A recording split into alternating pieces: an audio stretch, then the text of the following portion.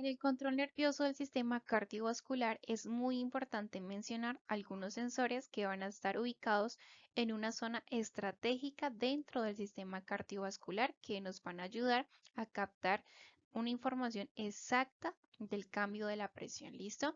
Entonces nosotros nos vamos a encontrar con el primer receptor que son los varoreceptores. ¿Listo? Estos varoreceptores van a estar encargados de captar esa información del cambio de la presión arterial y va a estar ubicado esos varoreceptores tanto en el seno carotidio como también en el arco aórtico. Sin embargo, también los vamos a encontrar en la aurícula derecha y en la aurícula izquierda. Entonces ya tenemos el primer receptor. ¿Cuál era? Los varoreceptores, que aquí ayudaban a ver el cambio, a detectar el cambio de la presión arterial. ¿Listo? Vamos con el segundo receptor. Este segundo receptor se denomina los quimiorreceptores. Estos quimiorreceptores lo que van a hacer es ayudar a detectar ese cambio en los niveles de oxígeno, dióxido de carbono y el pH en la sangre. ¿Listo? Entonces, esto va a ser muy importante para el índice del estado metabólico de los tejidos que van a estar ubicados estratégicamente tanto en el cuerpo carotidio como en el aórtico. ¿Listo? Ya tenemos lo que es la detección y el monitoreo del estado del sistema cardiovascular que nos van a dar estos receptores. Entonces, ¿cuáles eran los receptores? En resumen, varoreceptores que nos ayudan a detectar la presión arterial y los quimiorreceptores que nos van a ayudar a detectar tanto los cambios de nivel de oxígeno, dióxido de carbono y el pH en la sangre. ¿Listo? Ahora, todos estos varoreceptores y quimiorreceptores lo que van a hacer es que van a enviar señales, ¿sí? De toda esa información que se captó. ¿A dónde? Al bulbo raquídeo, ¿listo? Pero dentro del bulbo raquídeo esa información va a llegar a un centro denominado centro cardiovascular, ¿listo? Ese va a ser el centro específico. Entonces, ahora, ¿cómo conecta esa información o por qué medio llega hasta el bulbo raquídeo? Por dos nervios, ¿listo? Entonces, el primer nervio, ¿cuál es? El nervio glosofaringeo o también el noveno par craneal, que va desde el seno carotidio hasta el bulbo raquídeo. Pero también está lo que es el nervio vago o el décimo nervio craneal, ¿listo? Entonces, este nervio vago va desde el arco aórtico, ¿sí? Hasta el bulbo raquídeo. Entonces, por estos dos nervios, por ejemplo, el nervio glosofaringeo de lo que se detecta hasta el bulbo raquídeo va a enviar información, ¿sí? Sensora aferentes, pero también por el nervio vago va a enviar lo que es la información eferente. ¿Listo? Conociendo lo anterior, en el control del sistema nervioso cardiovascular, lo que va a hacer es que va a ayudar a modular la actividad del corazón y los vasos sanguíneos. ¿Para qué? Para mantener tanto una presión arterial y un flujo sanguíneo adecuados. ¿Listo? Este sistema controla la circulación casi totalmente por un sistema denominado sistema nervioso autónomo. Este sistema nervioso autónomo está conformado por dos sistemas. El primero, sistema nervioso simpático, y el segundo, el sistema nervioso parasimpático. Nosotros vamos a empezar hablando de el sistema nervioso simpático. ¿Qué podemos decir nosotros de él? Que es el principal regulador del tono vascular y de la función cardíaca cuando hay situaciones de estrés. ¿Listo? Y este sistema nervioso simpático tiene unas fibras que van a salir de la médula espinal a través de los nervios, ¿sí? Torácicos y de los primeros lumbares, pasando por unas cadenas, ¿sí? Que son estos punticos aquí en rojo, denominadas cadenas simpáticas antes de llegar a los vasos sanguíneos. ¿Listo? Entonces, este sistema nervioso simpático va a inervar casi todas las arterias, arteriolas y venas, pero no los capilares. ¿Listo? Entonces, en las arteriolas, ¿qué va a ocurrir? Que se van a activar esas fibras y va a aumentar esa resistencia del flujo sanguíneo, pero se va a disminuir su velocidad. Y en las venas va a disminuir su volumen, empujando la sangre hacia el corazón, ¿sí? Para facilitar esa función que él tiene, que es la del bombeo, ¿sí? Entonces aumenta su frecuencia, la fuerza de contracción, mejorando su capacidad de bombeo. Todo esto va a estar regulado por el centro vasomotor del cerebro. Entonces, que va a controlar tanto la vasoconstricción como también la vasodilatación. ¿Listo? Entonces, ¿para qué? Para mantener una presión arterial adecuada. Y además de eso está el tono vasoconstrictor simpático que va a mantener mm, una ligera constricción de los vasos mediante impulsos constantemente. ¿Listo? Ahora, en el sistema nervioso simpático vamos a encontrar dos neurotransmisores claves para este sistema. ¿Cuáles son? La noradrenalina y la adrenalina. ¿Listo? Entonces, ¿cuándo se activan? Cuando está en el dentro del sistema nervioso simpático. ¿Listo? Entonces, ¿qué va a provocar la activación de estos dos neurotransmisores? Va a provocar una vasoconstricción al actuar sobre los receptores adrenérgicos de lo que es el músculo liso vascular, ¿sí? Pero también está la médula suprarrenal que se encuentra en cada riñón que va a ayudar a reforzar ese efecto de liberación de la adrenalina y la noradrenalina, ¿sí? En la sangre. Entonces, gracias a que este es un sistema muy rápido, el sistema simpático puede aumentar o disminuir ah, em, la presión arterial en cuestión de segundos. ¿Listo? Ahora, tenemos dos ejemplos.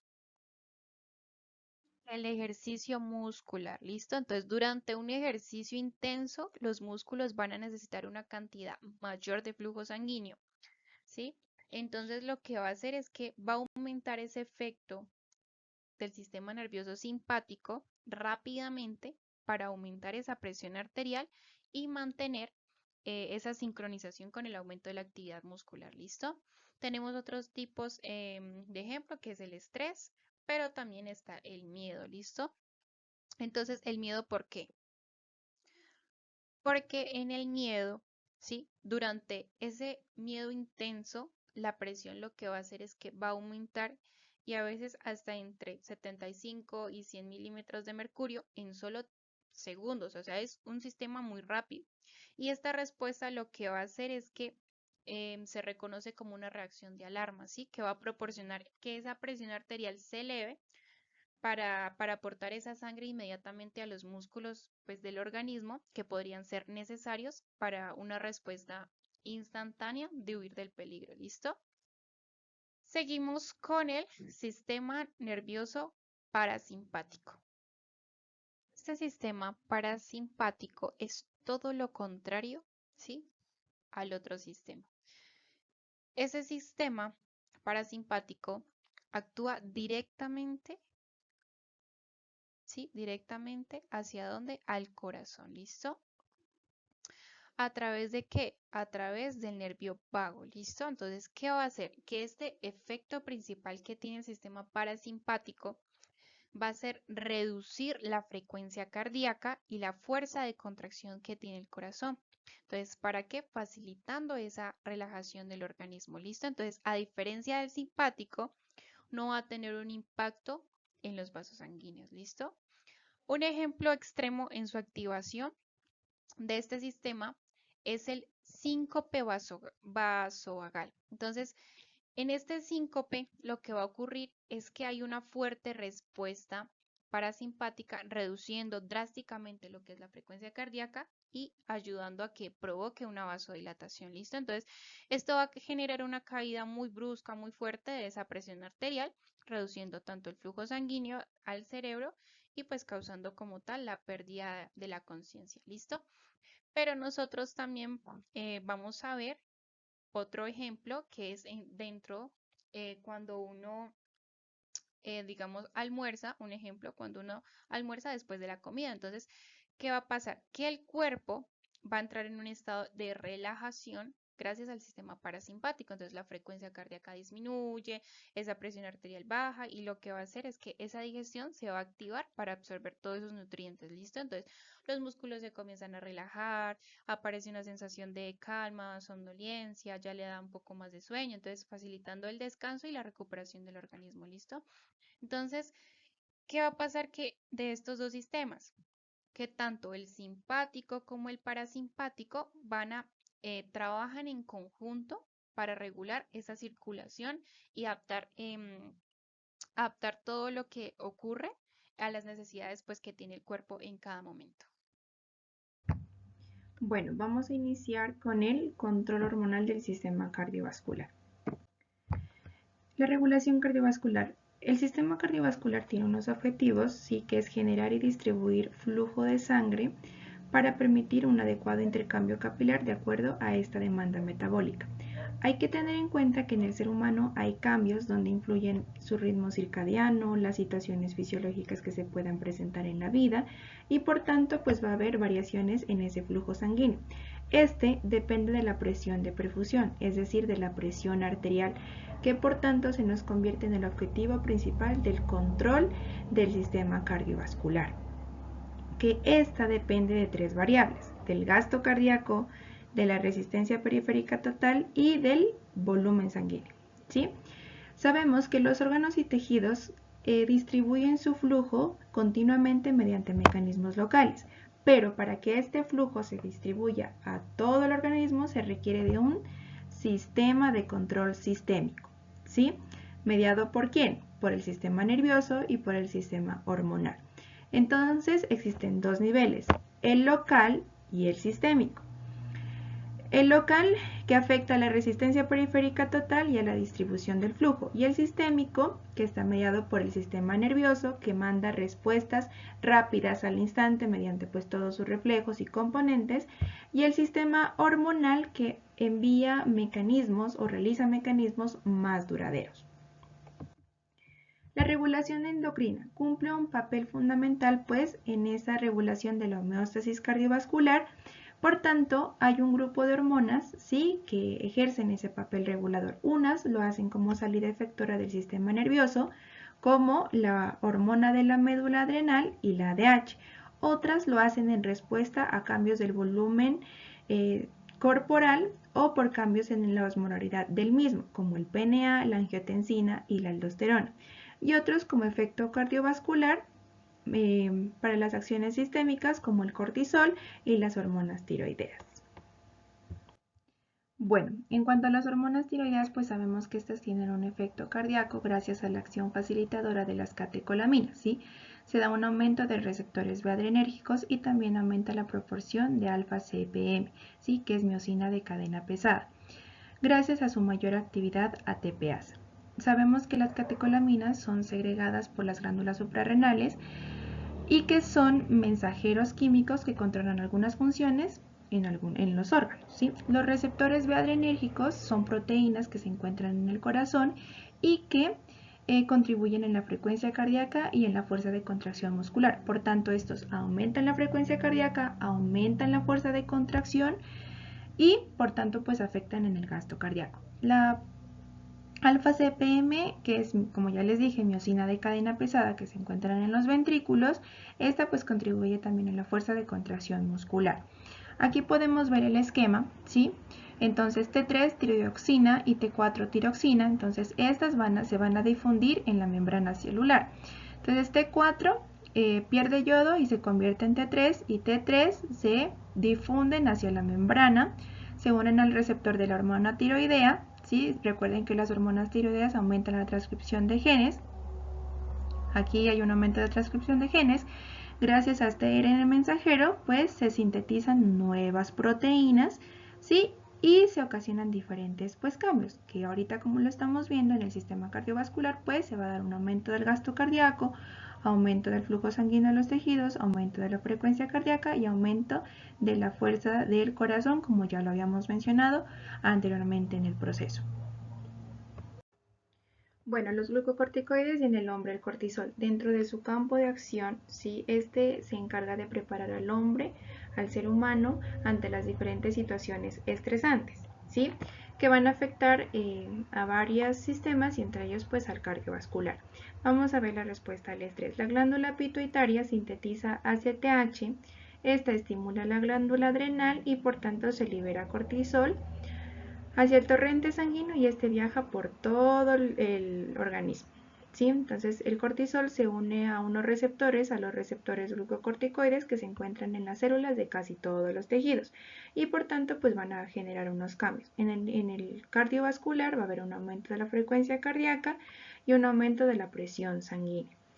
También hay que tener en cuenta que esta glándula adrenal también libera adrenalina ante situaciones estresantes, ¿sí? Entonces, esta adrenalina se dice que, pues, ante situaciones estresantes, como lo menciono, puede aumentar la frecuencia cardíaca y aumentar la fuerza de contracción del corazón.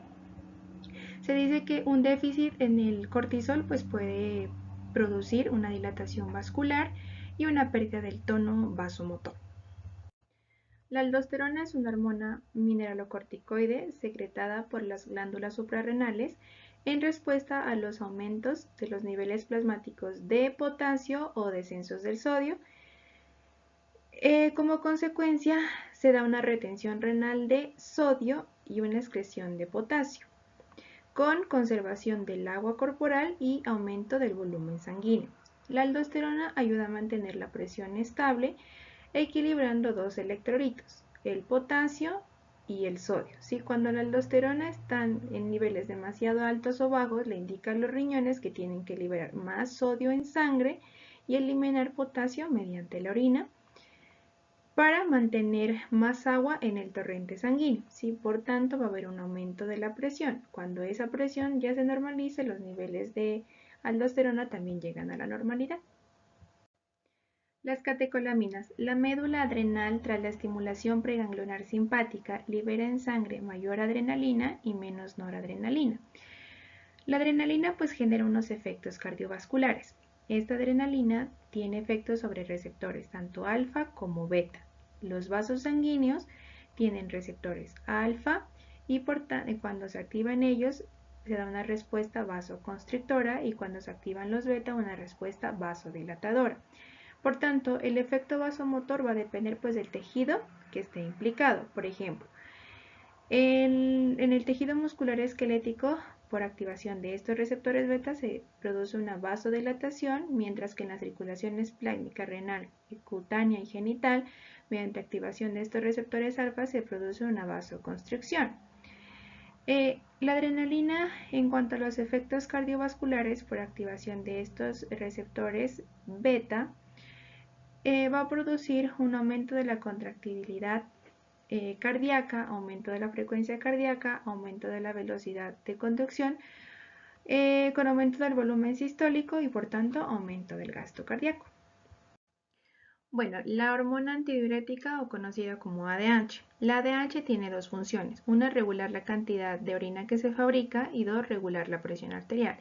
La ADH regula la cantidad de agua que sale del organismo y tiene que ver con la función de reabsorción de agua por parte de los glomérulos renales. ¿Sí? Entonces, como va a haber reabsorción de agua y sale menos orina, esta agua se queda dentro del cuerpo, dentro de nuestro organismo, que se va directamente ¿a dónde? Al plasma sanguíneo y por tanto va a haber un aumento de la presión arterial. Bueno, la ADH reduce la cantidad de orina por dos motivos. Uno, cuando hay aumento en la osmolaridad en sangre, para poder mantener el equilibrio hídrico, entonces se requiere absorber más agua para diluir ese plasma sanguíneo.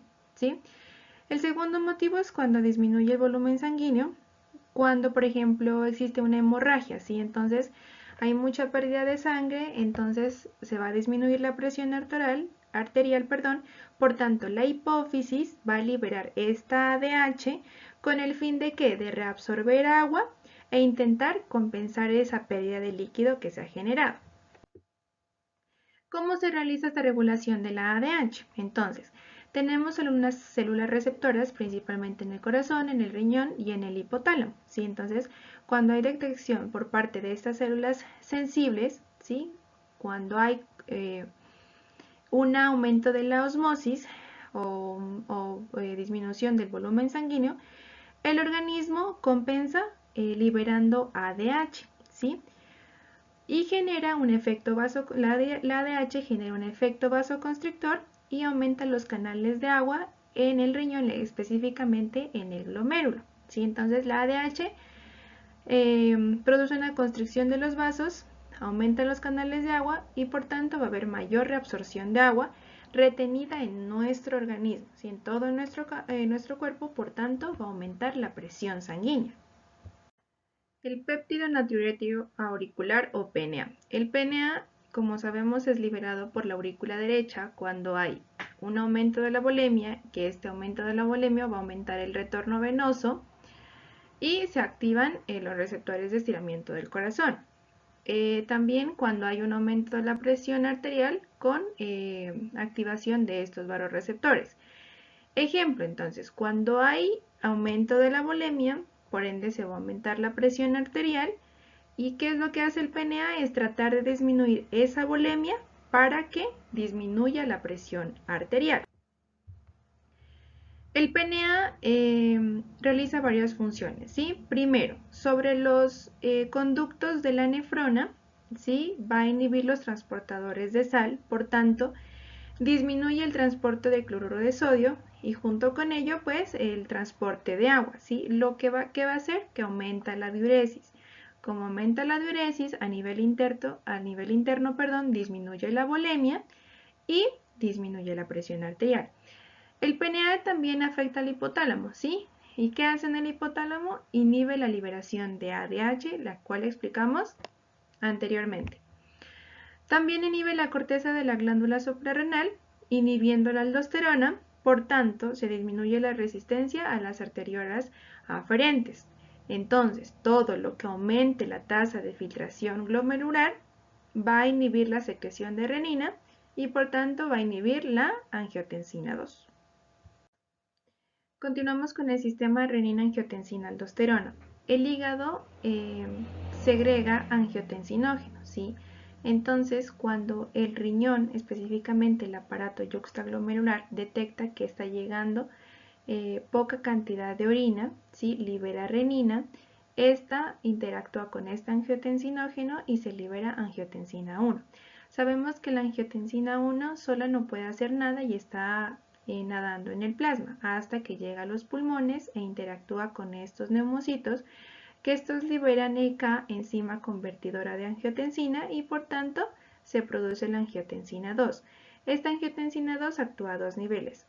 Primero, a nivel de las arteriolas genera una vasoconstricción y se dirige al riñón, específicamente a la zona glomerular, y hace que estas células de aquí liberen aldosterona y cumplen la función de reabsorción de sodio, excreción de potasio, y pues va a haber una retención de agua como tal, ¿sí? Entonces todo esto va a aumentar la presión arterial y como la perfusión está incrementada del aparato yuxtaglomerular, se deja de producir renina. Es decir, cuando esto ya está al máximo, se deja de producir renina.